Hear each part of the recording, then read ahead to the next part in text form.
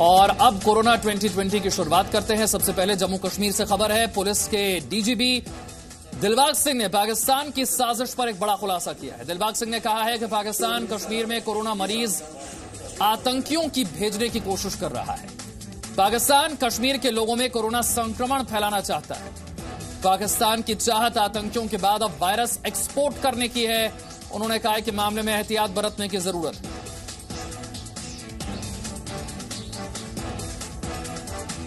अभी तक तो सिर्फ टेररिस्ट एक्सपोर्ट करता था पाकिस्तान, अभी वो कोरोना के मरीज भी एक्सपोर्ट करेगा और जहां पर जो कश्मीर में हमारे लोग हैं उनको इन्फेक्शन फैलाएगा। ये एक बात है जिसके ऊपर हर तरह का एहतियात करने की, एहतियात बरतने की जरूरत है और ये तशवीश की बात है। और कोरोना की वजह से देश भर में लॉकडाउन है। यूपी में कुछ जगहों पर लॉकडाउन में सब्जी बेचने की इजाजत दी गई, लेकिन इसी छूट के दौरान अलीगढ़ में दो सब्जी वालों के बीच विवाद हुआ और जमकर हंगामा भी हुआ। यूपी के कानपुर में उस समय अफरा तफरी मच गई जब भुजपुरा इलाके में दो सब्जी वालों के बीच आपसी विवाद के बाद जमकर हंगामा हुआ।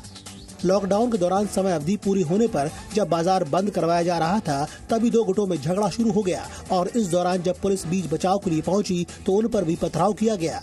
दुकानें बंद कराई जा रही थी, उसी बीच में सब्जी वाले आपस में लड़ रहे थे। जब सब्जी वाले आपस में लड़ रहे थे उसी बीच में हमारा सिपाही गया, जैसे सिपाही के बीच आपस में जो पथराव उन लोग का हुआ तो उसे छूट लगी। बाद में कुछ लोग इकट्ठा होकर के पुलिस वालों पे 2-4-10 पत्थर उन लोगों ने फेंका। अलीगढ़ के डीएम ने कहा कि शहर में कानून व्यवस्था की कोई समस्या नहीं है। उन्होंने लोगों को किसी भी तरह की अफवाह नहीं फैलाने को कहा है।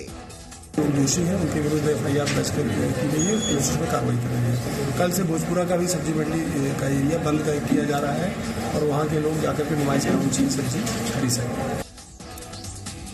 यूपी के लखनऊ में कोरोना वॉरियर्स से बदतमीजी की गई है। पुलिस कैंट इलाके में गश्त करने के लिए पहुंची थी। जब उन्होंने देखा कि इलाके में कई युवक घर के बाहर हैं और एक जगह जमा है तो पुलिस ने इन्हें ऐसा न करने की हिदायत दी, जिसके बाद युवकों ने पुलिस वालों से बहस की और बदतमीजी की।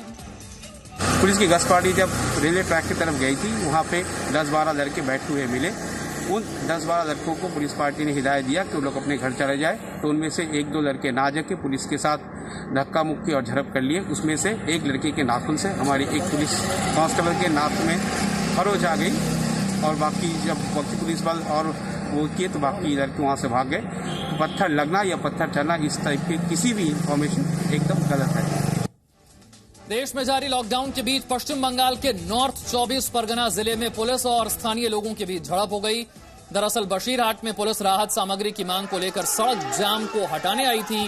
राशन की मांग को लेकर लोगों ने जाम लगा रखा था। जब पुलिस ने जाम हटाने की कोशिश की तो स्थानीय लोगों ने हंगामा शुरू कर दिया।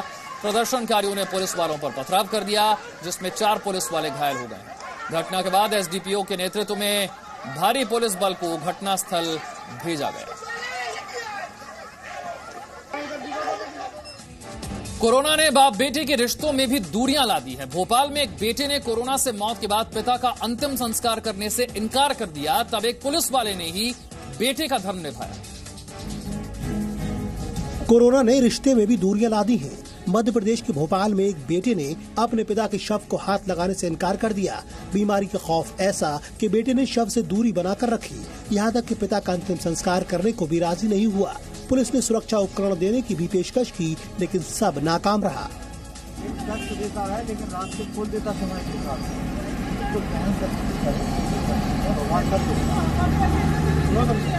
शुजालपुर के रहने वाले प्रेम सिंह की 20 अप्रैल को मौत हो गई थी।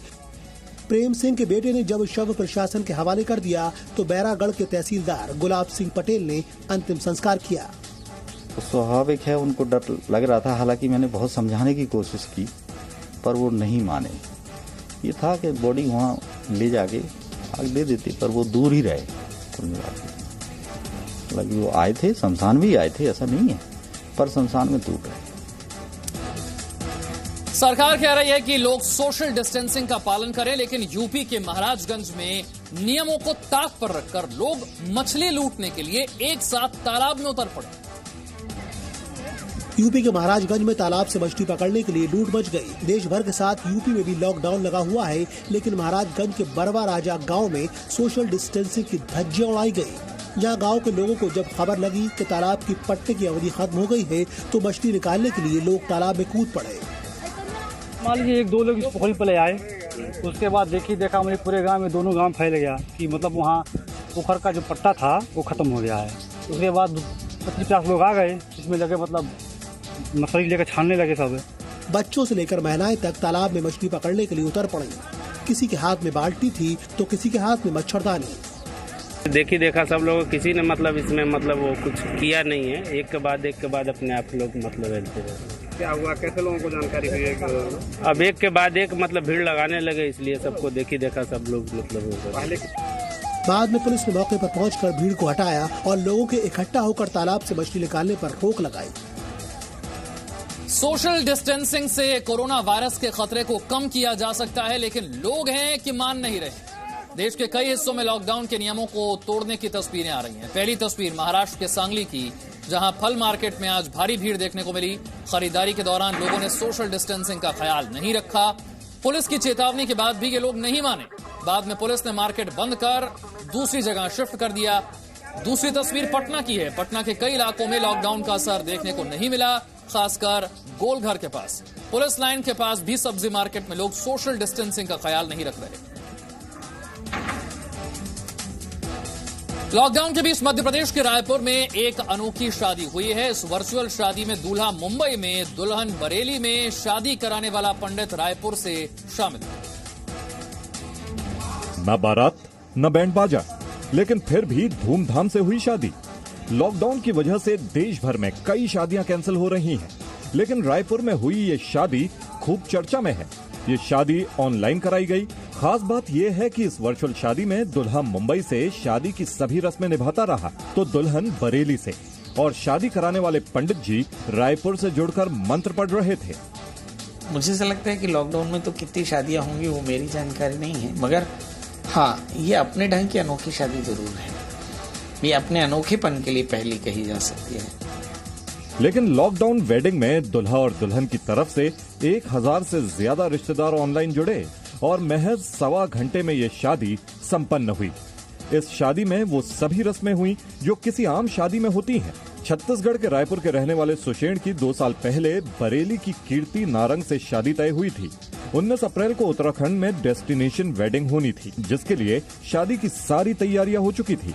लेकिन सुषेण जैसे ही कनाडा से भारत वापस पहुंचे, कोरोना वायरस के कारण लॉकडाउन हो गया, जिसके बाद 2 मैट्रिमोनियल साइट की मदद से शादी की पूरी प्लानिंग की गई। मध्य प्रदेश के रतलाम में भी एक शादी हुई, लेकिन इस शादी में ना तो बाराती थे ना ही जश्न था। ऐसा लॉकडाउन के नियमों की वजह से हुआ। ऐसा लग रहा था ये शादी नहीं, इस सामान्य पाठ पूजा हो रही है। इस शादी में न बैंड बाजा था, न जश्न और न ही बाराती। ये शादी हुई मध्य प्रदेश के रतलाम में, जहां लॉकडाउन के बावजूद भी प्रशासन ने शादी की इजाजत दे दी, लेकिन सिर्फ 6 लोगों की उपस्थिति के शर्तों के साथ। अजय ने ये कभी नहीं सोचा था कि उसकी शादी इस तरह से होगी। हमने ये शादी पूरी लॉकडाउन के नियम से की है और हमने एसडीएम जावरा से परमिशन लेके की। जी, हम इनके परिवार से 3 जने और मेरे परिवार से 3 जने। हम ये संदेश देना चाहते हैं कि आप सोशल डिस्टेंस बनाए रखें। जैसे शादी में हमने भी सोशल डिस्टेंस बनाए रखी और मुंह पे अपना मास्क रखा। परिवार वाले सूनी सूनी शादी से थोड़ा मायूस दिखे, लेकिन उन्हें खुशी थी कि कम से कम शादी तो हो गई। और कांग्रेस के नेता रणदीप सुरजेवाला आज हरियाणा के जींद में थे। वो उचाना अनाज मंडी गए थे। यहां उन्होंने किसानों से बातचीत की। इस दौरान सोशल डिस्टेंसिंग का ख्याल नहीं रखा गया। रणदीप सुरजेवाला के आसपास काफी भीड़ दिखी और इस दौरान धारा 144 का भी उल्लंघन करने का आरोप।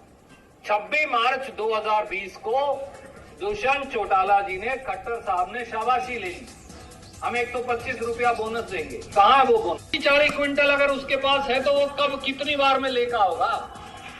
1 बार आओगा, 2 बार आओगा, 3 बार आओगा, 10 बार आओगा। फिर वो अगली फसल कैसे लगाओगा? उसकी बुआई कब करेगा?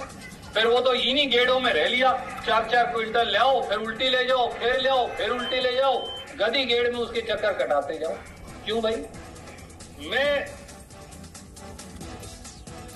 रवि त्रिपाठी ज्यादा जानकारी के साथ हमारे साथ है। रवि, लॉकडाउन है पूरे देश में, रणदीप सुरजेवाला शायद इस बात को भूल गए।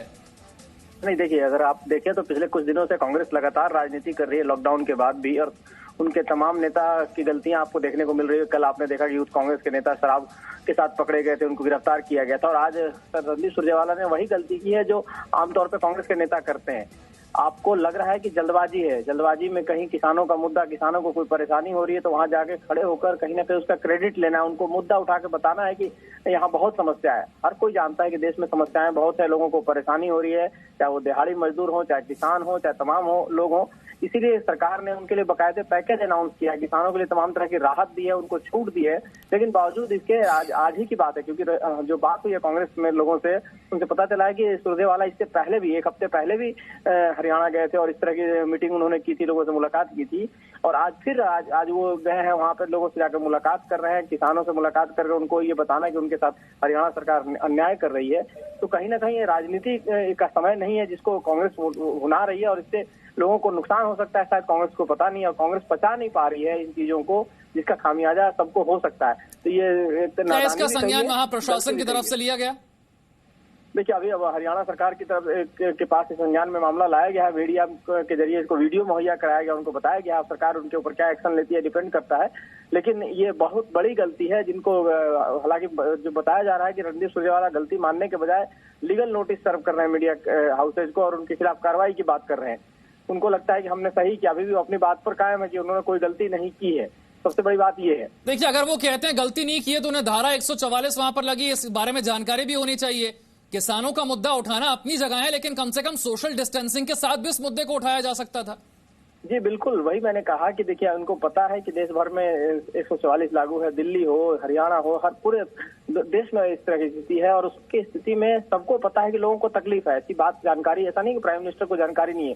प्राइम मिनिस्टर बार बार अपने संबोधन में लोगों से माफी भी मांगते हैं, लोगों को बताते भी हैं कि भाई ऐसी समय है, इस समय में लोगों को संभल के रहना है, दिक्कतें हो सकती हैं, परेशानी हो सकती है। आपने देखा कि लॉकडाउन 2 में 20 तारीख के बाद कई सारी रियायतें किसानों के लिए दी गई, उनको खेती करना है, उनको फसल अपना बेचना है, और ऐसी स्थिति में, लॉकडाउन की स्थिति में किसानों को परेशानी वाजिब तौर पे हो रही है। खाली हरियाणा के लोगों को नहीं हो रही है, आप पूरे देश में किसानों को कहीं ना कहीं दिक्कतें हो रही है, लेकिन सरकार उसका रास्ता निकाल रही है कि कैसे उनकी परेशानी को कम किया जाए, कैसे उनको राहत दी जाए, चाहे वो हो, चाहे दिहाड़ी मजदूर हो, चाहे तमाम और लोग हों, चाहे बाकी काम करने वाले लोग हैं जिनको एक डेली का संकट है। लेकिन ऐसी स्थिति में कांग्रेस अपनी राजनीति से बाहर नहीं आ रही है। अगर रणदीप सुरजेवाला का अगर देख रहे हैं आप, इनका वीडियो देख रहे हैं, धारा 144 लागू है, देश भर में लॉकडाउन है, किसानों की समस्याएं, उनके मुद्दे उठाना जरूरी है, लेकिन सोशल डिस्टेंसिंग का ख्याल रखा जाना चाहिए। बहुत बहुत शुक्रिया इस जानकारी के लिए। आगे बढ़ते हैं। कोरोना के खौफ से आम लोग तो मास्क पहन ही रहे हैं, अब भगवान के मास्क पहनने की भी तस्वीरें आ गई हैं। ये तस्वीरें हरियाणा के पंचकुला की हैं।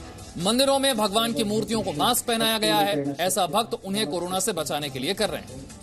नमस्ते नमो भंजा देवी सर्वभूतेषु श्री चक्र गदा विकिकर्षिकाम चापम गुणम तर्जनी भिभ्रणम रात्रिका। लॉकडाउन के बीच पुलिस ने नियम तोड़ने वालों को सबक सिखाने के लिए कई अनोखे तरीके निकाले हैं। कहीं पुलिस लोगों की आरती उतार रही है तो कहीं उनसे सफाई करवा रही है। ये तस्वीरें कानपुर की हैं, जहां लॉकडाउन तोड़ने वालों के खिलाफ पुलिस अनोखी कार्रवाई कर रही है। लॉकडाउन के बीच सड़कों पर मिलने वालों की पुलिस आरती उतार रही है। किदवई नगर पुलिस स्टेशन के सिपाही न सिर्फ नियम तोड़ने वालों की मंत्र पढ़कर आरती कर रहे हैं, बल्कि उन्हें प्रसाद के रूप में केला भी दे रहे हैं। वहीं राजस्थान के नागौर में पुलिस ने सड़कों पर बेवजह घूमने वालों से झाड़ू लगवाई। ये लोग रियाबड़ी में बाइक पर सवार होकर निकले थे और इन्होंने मुंह को मास्क से भी नहीं ढका था। राजस्थान के सीकर में मजदूरों ने अनोखा कारनामा कर दिखाया है। प्रवासी मजदूरों को सीकर के जिस स्कूल में रखा गया था उसे उन्होंने पेंट कर दिया। मजदूरों के इस काम से गांव वाले काफी खुश हैं। राजस्थान के सीकर में मजदूरों ने अनोखी मिसाल पेश की है। पलसाना के इस स्कूल में हरियाणा, राजस्थान, मध्य प्रदेश और उत्तर प्रदेश के मजदूरों को क्वारंटाइन किया गया है। इस दौरान इन मजदूरों ने खाली बैठने के बजाय स्कूल को रंग कर उसकी सूरत ही बदल दी। मजदूरों का कहना है कि गांव में रहने के दौरान वो यहाँ के लोगों के लिए कुछ अच्छा करना चाहते थे।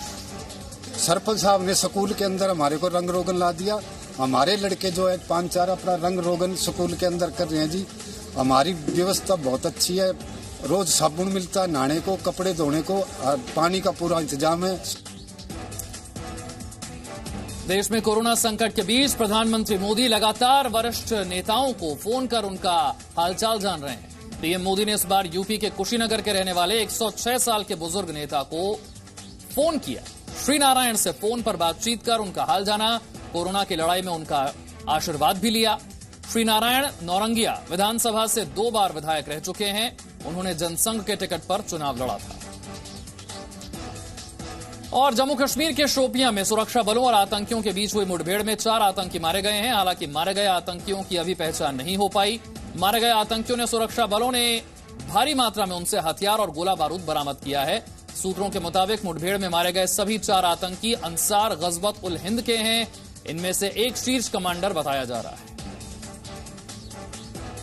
एक छोटा सा ब्रेक, फौरन हाजिर होंगे।